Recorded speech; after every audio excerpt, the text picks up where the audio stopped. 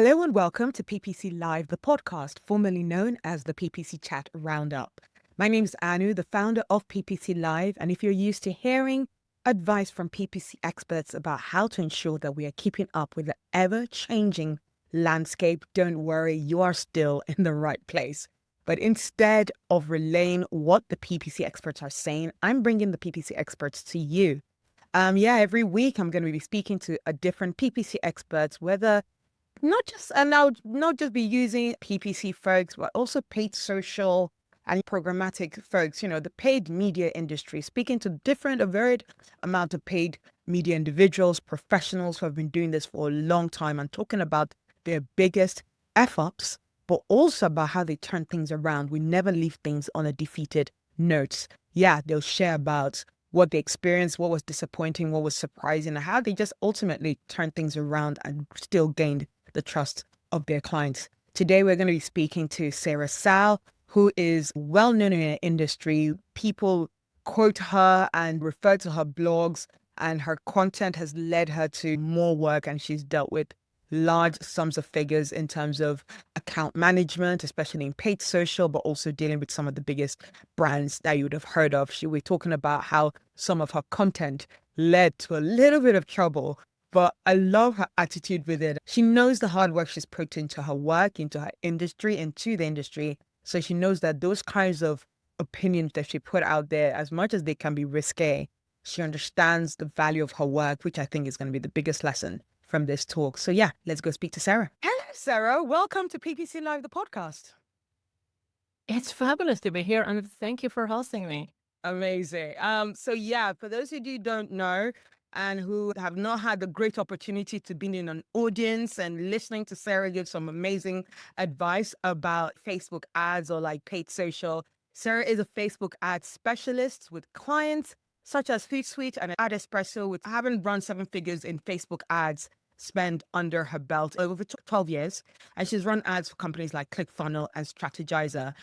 Fun fact about Sarah, she says her daily menu always has room for a warm cup of matcha, sarcasm, and spicy vegan food. Just so much fun. And Sarah, I was saying earlier on about how I don't get matcha. I'm a coffee drinker. I'm like a purist, I feel, pure coffee drinker from the Italian mountains.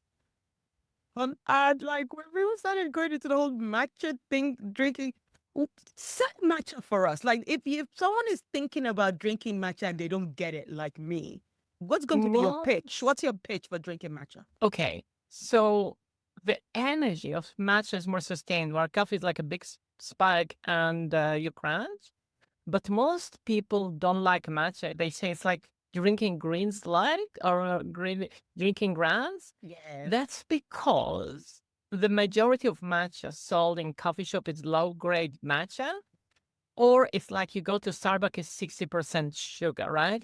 There is a type of matcha where it's grown only on the shade, where the leaf is pulled before they get bitter, but it's much more expensive. Yeah. So if you get like the high quality matcha with a ceremonial matcha just with water, it's very, very smooth. But coffee shops cannot get away with selling you a $10 cup of matcha, right? Now, if you buy the powder and you do it at home, you get a good quality. Or a few places in London, maybe 2 places in all of London that I know that serve ceremonial matcha. Oh, wow. All the other one, it's like, let's put milk and a lot of sugar and to hide the bitter taste. So it's like you just didn't get the right type of matcha, I would say. Okay, I've not had the right type of matcha. I would like to be honest, I don't even think I've ever drank matcha. I might be just judging before I've even tried it. So I probably should try it before judging it. So apologies to all you matcha fans and to you, Sarah, that I will give matcha a shot before I come here next time saying that coffee is better. Although I think coffee is better. Anyway, I'm going to talk about coffee. Our listeners are like, what are these guys going on about? We want to hear about the F-ups. We want to hear about mistakes that have happened and how people have turned it around. Because if you're new here, then guys, you've not been paying attention. Listen to all the previous episodes. This is talking about how F-ups turn into our biggest learnings We never leave these conversations on a defeated note. This is all talking about the triumphs that came out of those mistakes and those F-ups. But yeah, we will go. I do appreciate all our guests who come on this sometimes embarrassing journey. Some of our previous guests have been like, oh my God, can't believe I'm saying this out loud. But so really grateful, Sarah, that you're joining us today to talk about the F-up that you've experienced. So yeah, Sarah, take it away. What F-up would you like to share with our audience today? You remember I said on my daily menu is sarcasm. So my mistake has to do with sarcasm. And I would call it the joke that almost totally destroyed my lead generation. In 2022, Apple released their new OS, iOS 14, which basically blocked Facebook ad from tracking user activity, right? Yeah. I wrote a blog post because I'm like, I've been doing ad when Pixel and tracking did not even exist on Facebook. Let me tell you all the lesson of how I navigated, and you could do the same. And basically what was happening was very childish. Like literally what Facebook will buy banner ad in bus station. Yeah. I thought, wait, small businesses, how dare they? They're your enemy. And Apple were like, Facebook hates your privacy, right? And it was like a very childish to say Facebook are in for the money. It's not a charity that care, but like a grandmother caring for small businesses. So in that blog post, I said, this is very childish. It made me think about two drag queens fighting for the last lipstick on earth. Right? And I wrote my blog post really proud. It was a Saturday evening. I posted it on my page. Sunday morning, I get an email from Facebook that my page is banned from running any ads, right? And then the second thing, my page. I have like 5,000 fans. It used to be my lead generation. Wow. And I was really good with organic reach, where I would easily reach 2,000, 3,000 people when I make a post. I mean, people love my post so much. I would go to a conference in Italy by Laura Belgray, like a very famous copywriter. And people say, oh my God, I checked your page. The content is so addictive, how you use humor and sarcasm to explain advertisement. Before I know it, I spent the whole hour reading post after post. And since that day, if I make a post on my fan page, out of 5,000 fans, I'm lucky even if 9 people would see it, right? And my page was my lead generation. I actually got like a Hollywood celebrity reached out to me for coaching. I paid multiple sessions. I got clients from it, people, because I put so much effort into the content. People will slide to my DM. Hey, I'm not sure if you're taking client, but I have this health business. Do you run ad or do you do consulting, right? Overnight, a few years of effort because of a joke of sarcasm. I mean, well, the joke is good and I'm addicted to sarcasm. When once in a while sarcasm gets me in a trouble, oops, it's almost like all that effort disappeared because Mark Zuckerberg cannot take a joke. I wasn't asking him. I was saying, continue using Facebook ad, but do this instead, right? Wow. I didn't say fuck Facebook. I said, this is a lot of drama and Facebook and Apple are not even acting like adults. Yeah. And to be fair, it's not like if you just went after Facebook, you were going after the drama. You mentioned Apple in there. Exactly. Did Apple reach out to you and complain? No. I mean, here's the thing. My fan page is not owned by Apple. It's not like, here's the thing. They say, don't bite the hand that feeds you. Yeah. And my lead generation was not dependent on Apple, right? No. Now, if I had an app on Apple, who knows? And inside that app, I said Apple is childish. Yeah. Maybe they would have went after me. Who knows, right? Yeah. That actually seems very, very childish of Facebook. And because obviously, we say Mark Zuckerberg couldn't handle it, but it wasn't Mark Zuckerberg that asked you. And I doubt Mark Zuckerberg himself was the one that saw your page. So I am trying to think who within the department and within a particular office and within a branch and a certain manager was like, saw that and thought, okay, what we need to do is take this lady's page down even though what she's talking about is the drama, not that they're coming after you. But like in that moment, how did that make you feel? I'm okay with it because I already built my alternative, right? Sure. So I already had by then, I already had my website. So I give you an example. I spoke, I think it was 2 months ago at Africa. And yeah, somebody reached out to me on LinkedIn saying, I remember the blog post you wrote on Copy Hacker. And that's a blog post I wrote 5 years ago. People still remember a blog post I wrote 5 years ago. Because if you went to that blog post and you clicked print icon, it's like 44 pages, almost like a mini book. Wow. So that's like the effort I put into my content marketing. It even became the top marketing article for that website of the year. Yes. And it's Copy Hacker is a huge website. Like there are some of the best copyright in the whole world right there, right? Yes. Yeah. So because I had that, I had my content. I put ungated content where I say, please learn my marketing tactic. Yes. Yeah. Don't apply them, get the result. You don't even need to say thank you. Actually, a few years later, somebody said, oh, I used to work at this company, like it's like a gut health check. And I didn't know how to write app. I used your blog post at Copy Hacker, and we broke the sale record to the point we needed to stop the ad because we ran out of stock. Wow. So because I had this type of content, I had my own website, and I link from those amazing guest blog posts back to my website. Yes. It doesn't matter. Yeah. Facebook, if you cannot take a joke, please ban me. 2 months later, somebody will contact me via my website, said, Sarah, I want to hire you. So Yeah. it's not the end of the day. It's not the end of the day. And I think that's and that's a repeated lesson that we get from all the guests before. When those kind of mistakes, when either the client or the brand that is the butt of the joke kind of thing, if they get too annoyed, decide they want to fire you, it doesn't mean it's the end of the world. You can use it and turn it around as an opportunity. If your work is good, if you are an expert in yourself, you can always turn it around. But Sarah, what I think has also been like a nice, and this one I've asked other guests as well, like maybe giving us different examples of possibly things that have happened. Because you've managed accounts, you've managed millions of accounts. And I feel that there's always something to be like, oh, I didn't put either the right strategy live, or I didn't put the right bidding thing live. Do you have any those kind of examples of whilst actually managing an account, most likely very early in your career, something that you did wrong that messed up with budgets?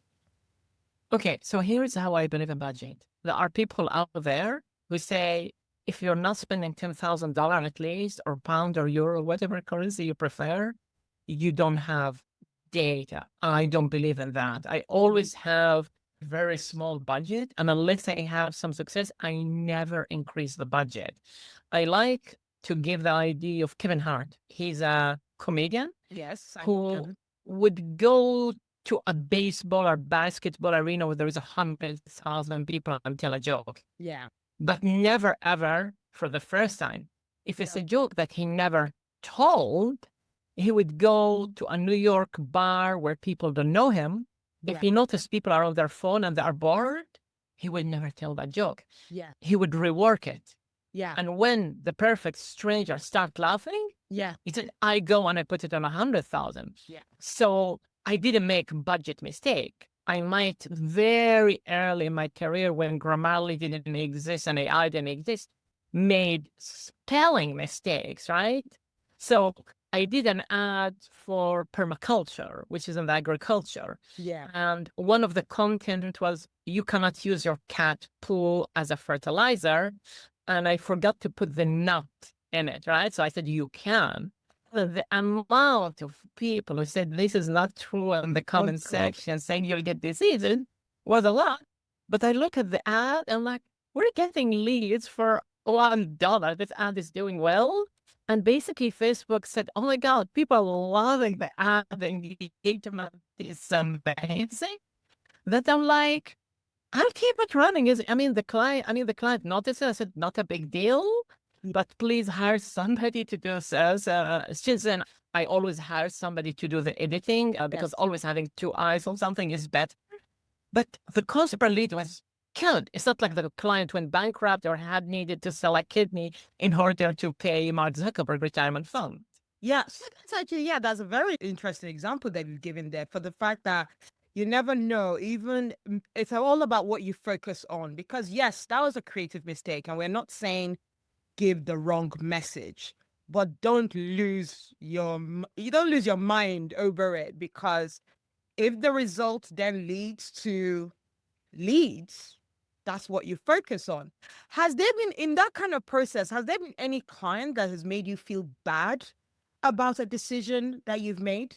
Because that's really something that I imagine our listeners will, want to figure out how to navigate. Mhm.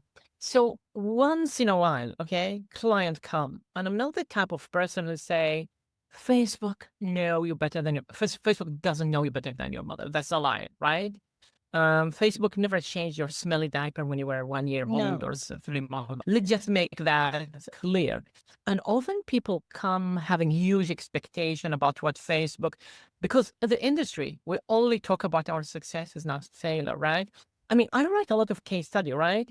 I got a case study where on LinkedIn ad where I got like $3 lead, which is unseen in the industry.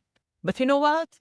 If I tried some ad and it failed, I'm not going to write a blog post about it, right? No. So sometimes there are people who come and say, we want to hire you. I love your content. I'm like, I'm not sure Facebook ad is for you, right? I mean, your niche is like asking for marriage on the first date, go to Google, right? Yeah. And then people are like, no, I absolutely insist, right?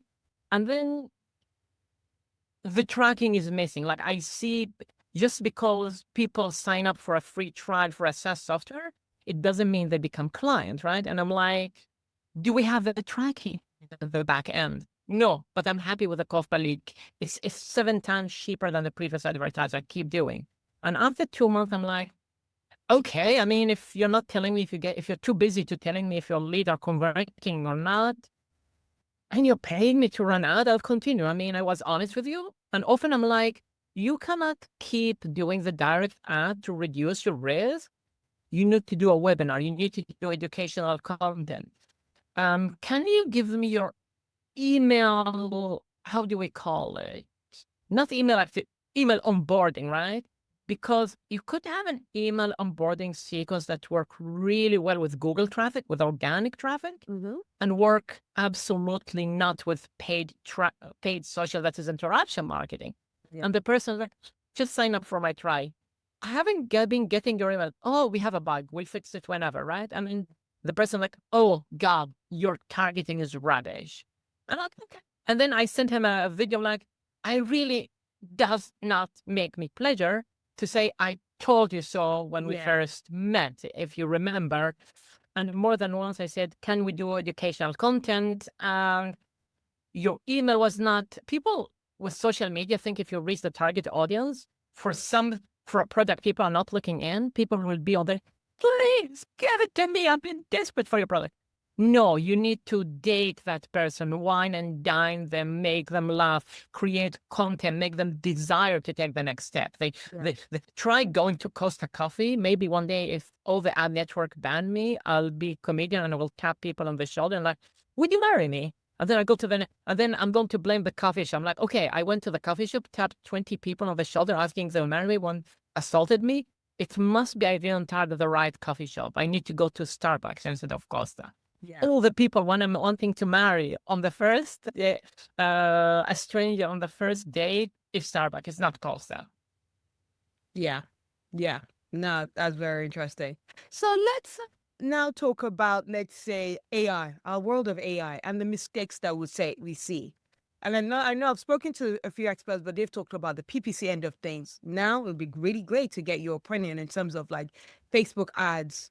Most common mistakes that you see that people should avoid when it comes to AI and Facebook. What's your advice for people? What's the thing that you see the most, really? Oh, I have an example. I have a story about a mistake I made. I just remembered, right? I'm running some ads. The results are good. The client sent me a screenshot. What the fuck is this ad? And the text above the ad was, "This is an awesome landing page." I never wrote that ad. And after digging for more than an hour, I find there is an AI new setting by default. Facebook making money an AI experiment and training their AI based on advertiser dime, where they say we get the right to swapping your headline by your description by your ad copy. And because the ad didn't have a description, because the ad text is so long that Facebook will never show the description. Yeah. Facebook grabbed the description of the landing page meta tag because the landing page builder meta tag for SEO just was saying this is an awesome landing page. And now when I create an ad, I literally waste maybe 20 minutes turning off every single AI thing that Mark Zuckerberg want to shove down my throat. And you turn it off. Are you sure you want to turn it off? Like sitemap, tell us why you want to turn it off. Because I'm promoting a webinar and there is no value in sending traffic to the FAQ or the About Us page, dear Mark. Stop shoving it down my throat like if I'm a goose being fed for foie gras. Yeah. So, and I think what happened with AI, a lot of advertisers are going to sound like each other in the sense that you're advertising something and it only takes you 1 second to generate 10 ads.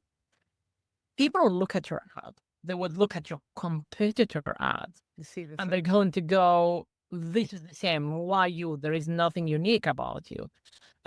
One of my case study on, if people opt into my website, is a course, a $2,000 course that I got the client 1,280 ROI. And I literally interviewed the student who took the course one by one. Imagine a 50-minute to 1 hour interview. I spent 10 hours of interview before I even wrote one line of text. But the ad was so persuasive that a friend that I brought on that project, because she was broke, she needed work, she needed case study, she ended up going to her father and borrowing $2,000. She was never meant to be a client, but by reading the ad, it was so persuasive. And even people in the group said, I wanted to buy the course. I like the webinar, but I thought $2,000 in this economy is too much. And then I read the story of one of the students and I'm like, okay, I'm going to do the jump. And the unique thing that AI cannot replicate, you are a company or an entrepreneur or a business owner. You have clients you served. Those clients have unique story. I could promise you there are so many business owners that don't know what impact their product service is because they never ask the client and they never bother to have a one-on-one interrogation with that client to get the best copy. And the beauty of that, you could use that material for your sell page, for your email, for your organic social media, for maybe even if you print things on a paper, you could do it. So this is like material that gets recycled 500 way. I mean, it takes a lot of crazy amount of time, right? Yeah. But I do coaching a lot for LinkedIn ad, and I see people paying $50 per click. I got $3 per lead, not $50 per click.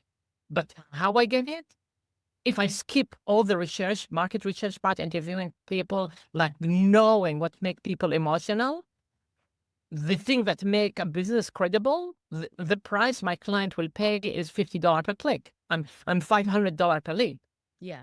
So would you advise Facebook advertisers to be turning off all AI? Are you saying that literally if you're going to use Facebook, don't use any AI? Or is there like unique cases where you'll be like, yes, use AI in this way? Or is it for you, no AI when coming to Facebook? Some where basically they would crop your image based on the place, or maybe they will take a static image and move it, right? But when it comes to the ad copy, yes, you could include it, but read it before you automatically do it. It's like a lot of the settings, like they put music behind an ad, right? And their argument is 80% of businesses keep it on, right? Mhm. Ignore the argument that businesses who turn it on get 50% cheaper cost per lead. And that argument is like, yes, I have friends that sniff cocaine in a dirty public bathroom. I'm not going to do the same, right? Just because somebody have done something, it doesn't mean I'm going to do something. Yeah. And I'm like, what is the argument for the music? Yeah. Okay, let me pretend I'm trying to sell it. Would somebody see an ad, love it so much that they start twerking in front of the ad? And then somebody, a colleague, will go, hey, James, what are you doing? My God, have you listened to that music? And then now you have 20 people twerking, and then CEO come. Why is 20 people twerking? Oh my God, this is a B2B ad. I need to buy this product. This never happened, right? Yeah. Facebook, if you want me to put music and your AI, give me case study that it made leads cheaper. Don't tell me 50% of other people are doing it. 50% of people got drunk and shot themselves. I'm not going to do the same thing Yeah. just because somebody else did it. Yeah. No, that makes perfect sense. Now, moving away, we've talking about AI, we've talked about mistakes that you've experienced. And I'd like to actually give a moment to speak to people about, I don't hear any other podcasts or LinkedIn posts or any people bragging about, not bragging, just talking about the mistakes that they've experienced. Someone really said that that your transformation from when you actually made a mistake is actually what people want to buy into, where you can get clients on how you've actually learned the mistake that you've made, what you've learned from. That actually shows the depth of your knowledge. So, from your own point of view, why is it important that we talk about times that we've messed up? Because otherwise, marketing is not a linear function where you mix 20 grams of sugar with butter with something else and you put it in the oven for 20 minutes and you get a cake. Humans are unpredictable. Yes. And when we don't talk about our mistake, people think you do step 1, step 2, step 3, step 4. Your ads are guaranteed to have a success.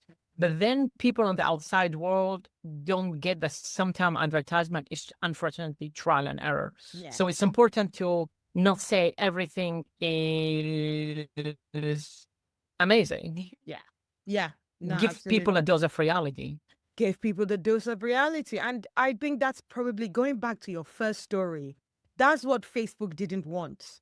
Facebook did not like that you were showing the absolute dose of reality that, guys, just shouting and just using a marketing strategy of fighting with your competitor is not a marketing strategy. They didn't like, my opinion is that they didn't like that you were doing that.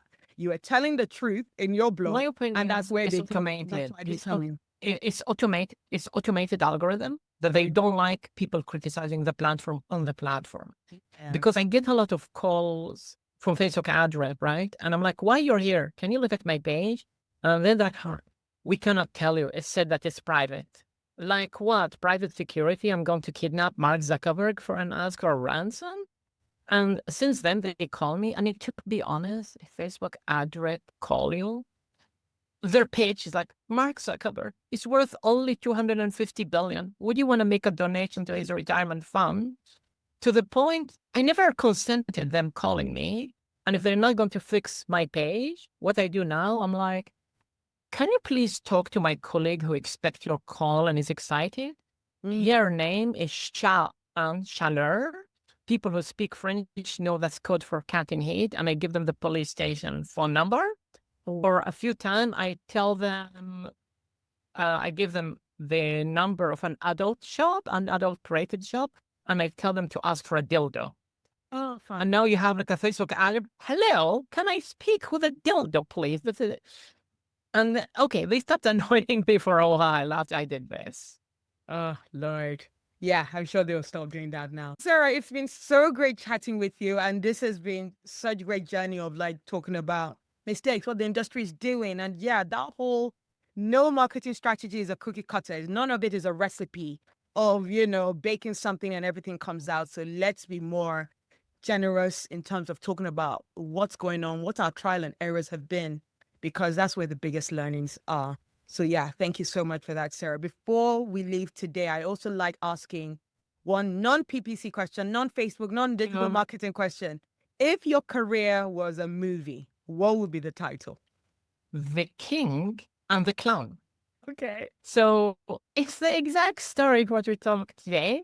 So I think it's a real story, or maybe not. So it's a Korean movie where there are clowns, it's 500 years ago, who were making money, making fun of the king, till the government noticed and they arrested them and said, this is committing treason.